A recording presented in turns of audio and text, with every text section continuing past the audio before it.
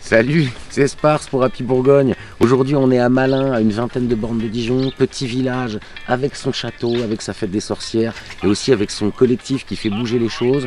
On est allé voir des gens qui ont acheté des terres agricoles en collectif, qui ont aussi investi ce bâtiment. Ici vous avez une boulangerie, vous avez un café associatif avec des ateliers pour les enfants, vous avez aussi un jardin pédagogique, là ça élève des poules, là ça fait pousser du blé. Et nous, on va à la brasserie, juste à côté.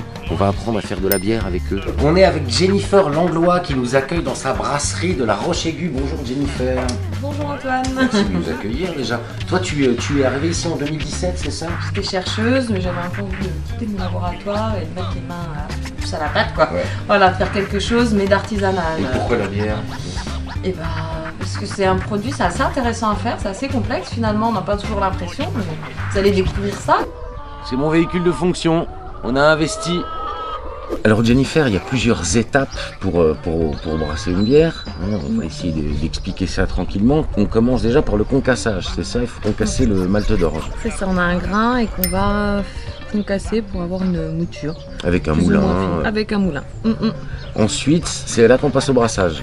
Oui, donc on va mettre ce qu'on a concassé avec de l'eau dans une cuve et on va brasser. De l'eau chaude. De l'eau chaude.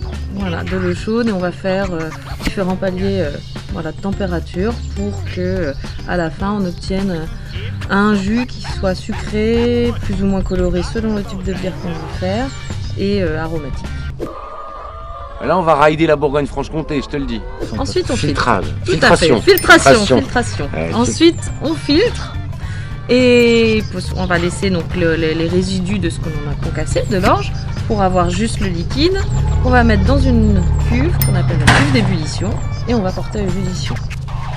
Et là, au moment de l'ébullition, on va mettre du houblon. C'est là qu'on rajoute le houblon. Voilà, l'autre ingrédient indispensable dans la bière. Et une fois que c'est porté à l'ébullition, qu'il y a le houblon dedans, l'étape d'après, c'est la fermentation.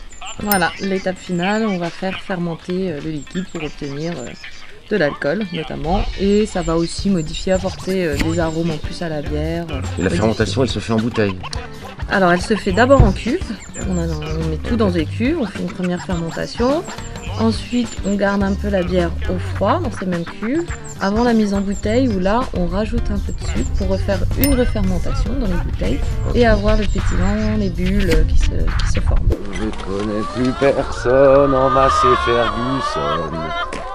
Et à partir du moment où tu as commencé à concasser la première étape, jusqu'à ce qu'on puisse avoir les bières en bouteille, ça fait combien de temps? Ça dépend du type de bière, bravo. Mais pour le plus rapide, 6 à 6 semaines pour moi. 6 semaines? Voilà, okay. 7 semaines. Et le temps de fermentation, c'est combien de temps? En cuve, 1 semaine. Ok, et ensuite en bouteille? Et en bouteille, une douzaine de jours. Et ensuite, on les boit? Et ensuite on déguste. On va trinquer et puis on va en boire une bonne goulée comme voilà. T'es bien? Allez. Santé.